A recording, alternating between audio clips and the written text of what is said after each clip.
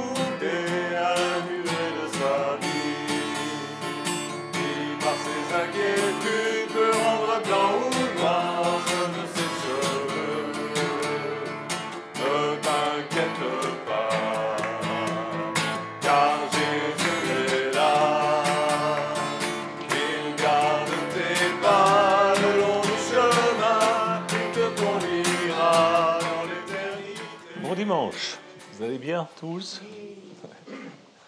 Eh bien, il fait pas beau, mais on s'en fiche. La semaine prochaine, c'est grand beau, grain beau, comme on dit en Suisse. On va lire dans la Bible Jean chapitre 8, versets 31 à 32. 8, 31, 32. Et Jésus dit aux Juifs qui avaient cru en lui, si, vous voyez, il y a toujours une condition, hein. Si vous demeurez dans ma parole, vous êtes vraiment mes disciples. Vous connaîtrez la vérité, et la vérité vous affranchira. Amen.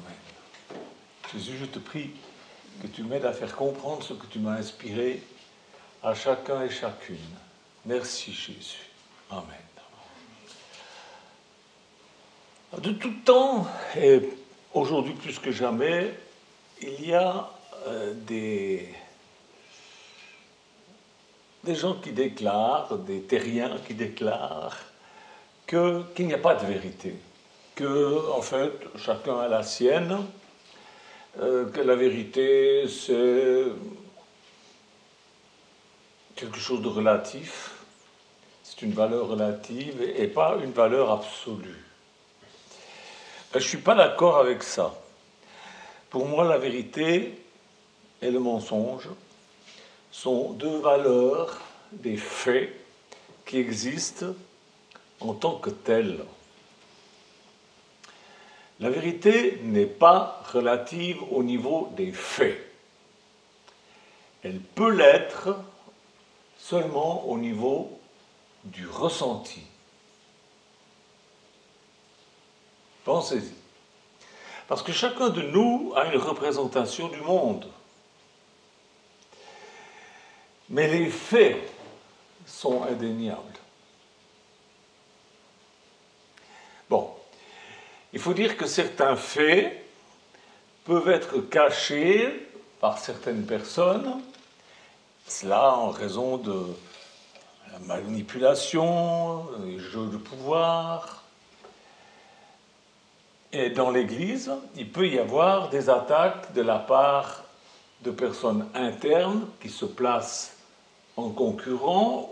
Des fois, ça peut être des personnes de l'extérieur aussi qui créent des problèmes. Ce que chacun de nous doit faire, c'est de trouver la vérité pour se protéger. Chacun a le devoir d'affiner ses propres stratégies de riposte pour se défendre et pour atteindre son objectif. Alors, peu importe les obstacles, nous avons à faire comme Jésus faisait quand il vivait en tant qu'homme sur cette terre. Jésus ne se fiait pas aux apparences. Si vous vous fiez aux apparences, vous risquez de confondre entre les innocents et les coupables, entre le mensonge et la vérité. Il faut regarder ce que la Bible dit au sujet de Jésus luttant contre le diable dans Matthieu chapitre 4, au verset 4, au verset 7, au verset 10. Chaque fois que le diable l'éprouve, le tente, il répond « il est écrit ». Et il s'en sort comme ça parce que le diable finit par le quitter. On peut lire ça dans Matthieu chapitre 4, verset 11. Alors, à bout d'argument, alors, le diable le laissa, et voici des anges vinrent auprès de Jésus et le servaient. Alors le diable le laissa, parce qu'il a vu qu'il a rencontré quelqu'un de fort. Il a même essayé de citer les Écritures, le diable, mais ce n'étaient pas des Écritures qui étaient appropriées. Alors Jésus lui a dit, oui, mais il est aussi écrit, et puis il a cité un texte. J'ai trouvé une autre version, peu connue, où il est dit, au chapitre 4 de Matthieu, verset 11, « Alors sa contrariété charnelle se dissipa, et voici des caractéristiques divines se manifestèrent pour l'assister. » J'aime bien ça. J'aime bien ça. Parce qu'on imagine toujours, oh, le diable, c'est pas toujours le diable qui vous attaque, vous avez des contrariétés charnelles. C'est ce qui se passe quand ce que nous appelons le diable vient nous attaquer. Notre contrariété charnelle se manifeste, on est contrarié. Et si nous ne répondons pas avec un « il est écrit », eh bien notre contrariété charnelle ne se dissipera pas. Ça, c'est la vérité. Jésus est la vérité. Ce qu'il dit est la vérité et ce qu'il fait est la vérité. C'est fait. Alors, pour connaître la vérité, puisqu'il dit « vous connaîtrez la vérité vous affranchira », pour connaître la vérité, il faut regarder à Jésus qui dit et qui fait la vérité. Jésus n'échouait jamais parce qu'il se défendait avec les Écritures. Il avait des contrariétés charnelles puisqu'il était aussi humain que nous le sommes. On peut lire dans Hébreux, chapitre 2, verset 18. « Car ayant été tenté lui-même dans tout ce qu'il a souffert, il peut secourir ceux qui sont tentés. » Jésus, donc, a été tenté lui-même en tout. Au chapitre 4 de Hébreux aussi, il est dit au verset 15, « Car nous n'avons pas un souverain sacrificateur qui ne puisse compatir à nos faiblesses. Au contraire, il a été tenté comme nous, en toutes choses, sans commettre de péché. » Il s'en est toujours sorti avec un « il est écrit ». Les trois contrariétés humaines de base, charnelles de Jésus, sont les mêmes que les nôtres. Il y a trois contrariétés charnelles de base. À partir de là, tout découle. 1, l'argent. 2, le pouvoir. 3, la toute-puissance. Je suis plus puissant que Dieu, je fais ce que je veux. Pas ce qu'il dit, ce que je veux. Ça, c'est les trois principaux dangers qui nous menacent. Ces trois choses menacent dans les couples, dans les entretiens amicaux, fraternels, dans les entreprises, dans les clubs sportifs et autres, et dans les églises. Tout est menacé par ces trois dangers. Et ça, c'est la vérité.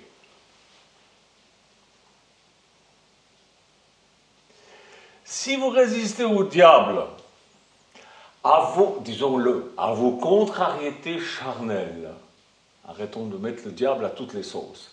Si vous résistez à vos contrariétés charnelles, en étant animé par l'esprit de la parole,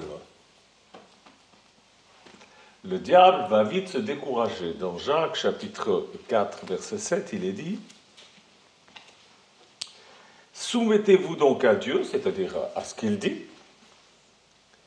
et il s'approchera de vous.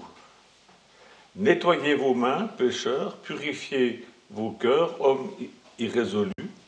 Soumettez-vous donc à Dieu, résistez au diable et il fuira loin de vous. » Il fuira. Si vous vous soumettez à Dieu, si vous vous soumettez à la parole, c'est le diable qui va fuir. 3 tentatives avec Jésus et il lâche prise. Mais si vous ne vous battez pas correctement, non contre les gens, mais contre vos contrariétés charnelles, ce qui vous contrarie, le diable ne vous lâchera pas et vous serez contrarié partout et tout le temps, et par les mêmes choses.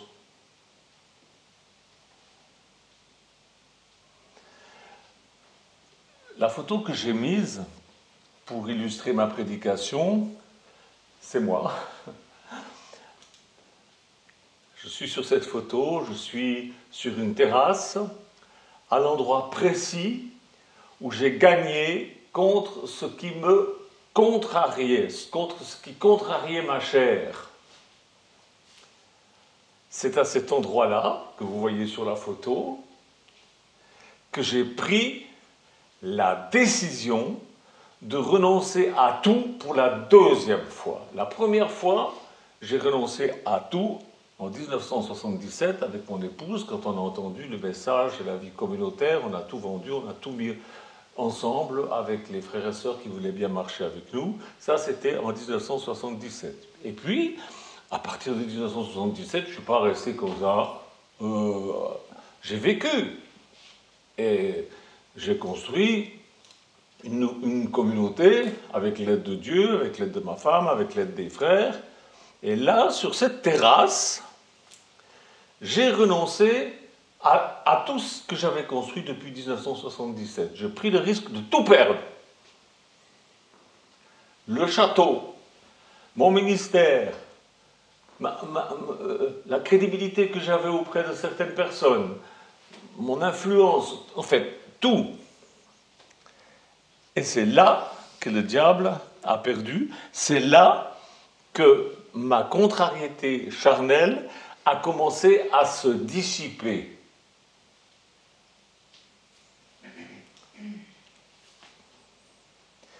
Quand tu réponds à ta contrariété charnelle avec la parole de Dieu, tu gagnes sur toute la longueur. Trouve le « il est écrit » approprié à ta contrariété. Et flanque-le en pleine figure du diable et en pleine figure de ta chair. Ta chair. Ton moi si important. Note une chose, Jésus a refusé de faire intervenir les anges quand le diable, ou sa chair contrariée, l'y incitait dans la 2e tentation. La 2e tentation, c'est « jette-toi d'en haut jusqu'en bas, car il est écrit », c'est le diable qui lui dit, ou c'est sa chair, sa pensée, enfin c'est une pensée voilà, qui lui passe dans la tête, ou c'est peut-être le diable en réalité qui s'est présenté devant lui, j'ai rien contre. Hein. Et il lui dit, il est écrit, il donnera des ordres à ses anges à ton sujet, et ils te porteront sur les mains de peur que ton pied ne heurte une pierre. Il était en train de lui dire de faire quelque chose qui oblige les anges à t'aider. Jésus a refusé, vous voyez ? Souvent on demande à Dieu de nous protéger, on demande à des anges de nous garder, de nous délivrer, alors que Jésus, lui, ne l'a pas fait. Il n'a pas demandé l'aide des anges, il a répondu à la tentation par une écriture. Il a dit, il est aussi écrit, tu ne tenteras pas le Seigneur ton Dieu. Il s'est placé en tant que fils de Dieu, il a dit, tu ne me tenteras pas. Et vous devez vous placer en tant que fils de Dieu, devant votre contrariété charnelle, devant le diable, et lui dire, tu ne tenteras pas le Seigneur ton Dieu, qui vit en moi. Je suis un fils de Dieu, je suis une fille de Dieu, tu ne me tentes pas. C'est ça qui est écrit. Et ça, c'est la vérité. Résistez au diable.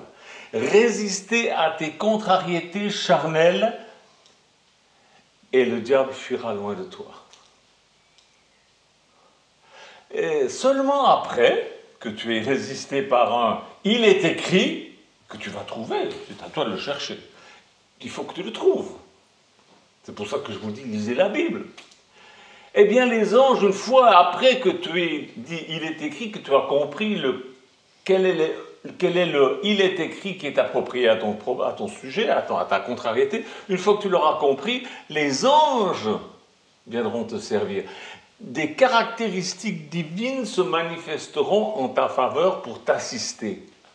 Une fois que tu auras trouvé ton « il est écrit » pour résister au diable. Car tu es humain, avec des contrariétés charnelles, mais tu n'es pas que humain, le Saint-Esprit vit en toi, tu as été créé à l'image de Dieu, tu peux citer les Écritures comme Jésus le faisait. Il a montré le modèle pour que nous suivions le modèle, pas pour que nous disions « Oh, alléluia, il a gagné contre le diable ». Qu'est-ce que c'est l'épisode suivant? Toi,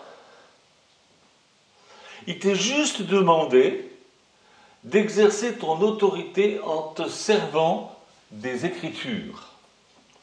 Si tu ne le fais pas, tu vas te retrouver devant les mêmes contrariétés charnelles toute ta vie. Réfléchis déjà à ton passé. Mais si tu agis comme Jésus, le diable te quittera, tes contrariétés charnelles s'estomperont. Ça ne va pas partir comme ça tout d'un coup, mais ça va s'estomper. Les anges viendront t'aider, te servir, te soutenir, te fortifier. Et les anges te féliciteront. C'est-à-dire que tu auras une satisfaction personnelle.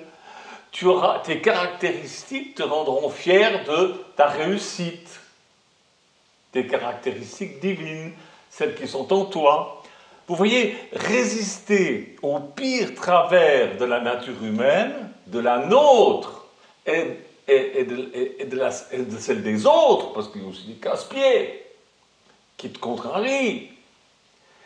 Eh bien, résister au pire travers de la nature humaine nous permet de conquérir l'amour qui est ici symbolisé par la présence des anges.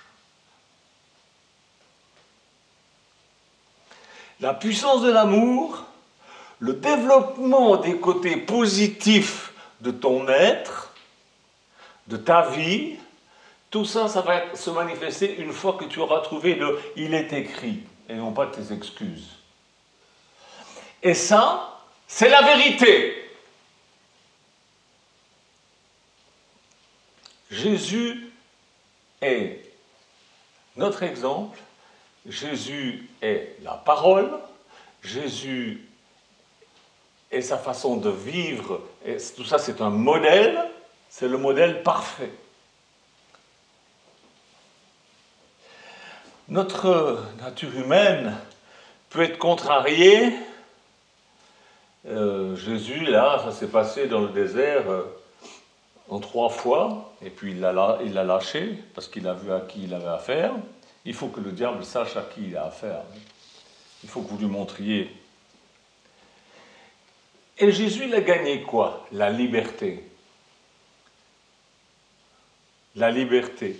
La victoire de la vérité, ça rend libre.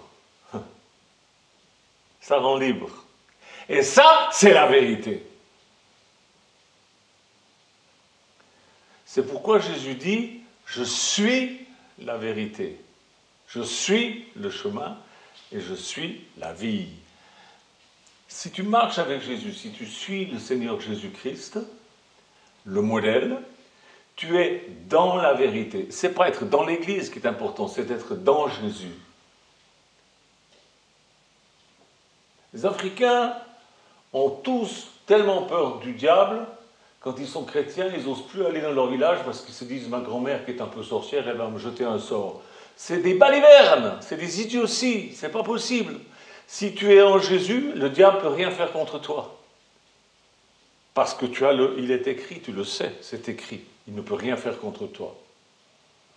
Ah, mais si tu es seulement un chrétien qui pose son derrière dans une église, alors là, oui, tu peux être vaincu. Parce que ceux qui ne sont pas vaincus, c'est ceux qui sont en Christ. Ce n'est pas ceux qui sont dans l'église. C'est très bien d'être dans l'église. Mais c'est être en Christ qui est important. Et pour être en Christ, il faut se repentir. Et il faut l'inviter à venir en nous et se mettre à marcher comme il est écrit que nous devons marcher. La vérité nous libère de nos contrariétés charnelles chaque fois qu'elles essayent de reprendre le dessus. Parce qu'il va essayer encore. La vérité nous libère face aux autres. Ce qu'ils disent, ce qu'ils font, ça t'atteindra de moins en moins. Glisse. La vérité te rend libre face aux situations qui, de toute façon, vont toujours se présenter. Aujourd'hui, c'est comme ça, demain, c'est autre chose, et puis voilà. Mais tu seras libre de tout ça.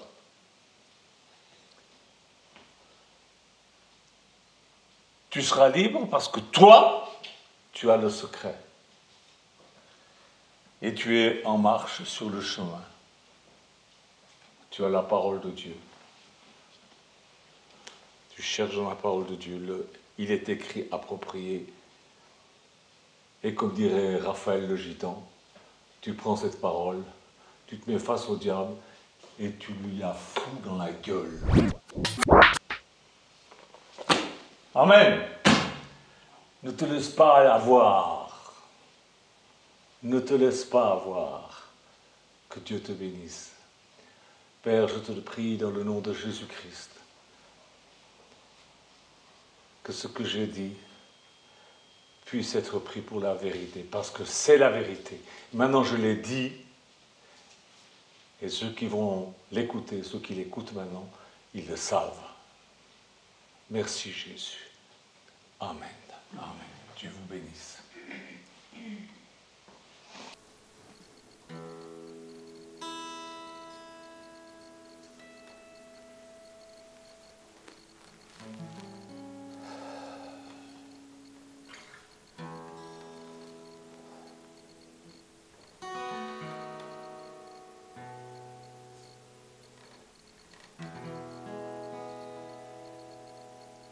Seigneur mon Dieu,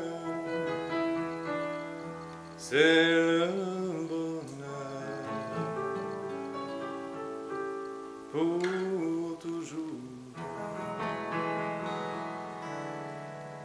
Seigneur mon Dieu,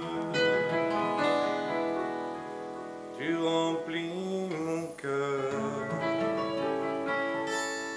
de ton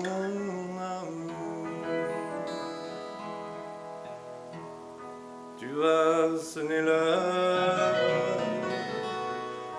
de ton retour. En moi tu demeures déjà chaque jour.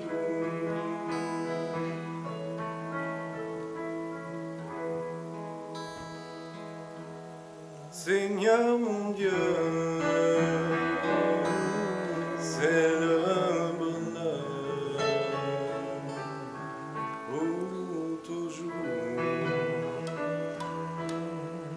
Seigneur mon Dieu, tu remplis mon cœur de ton amour. Tu as sonné l'heure de ton retour. En moi tu demeures déjà chaque jour.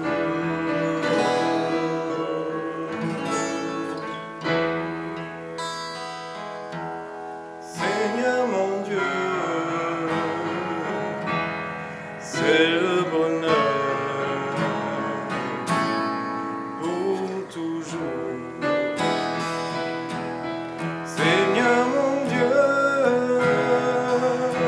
tu remplis mon cœur de ton amour. Tu as sonné l'heure de ton retour.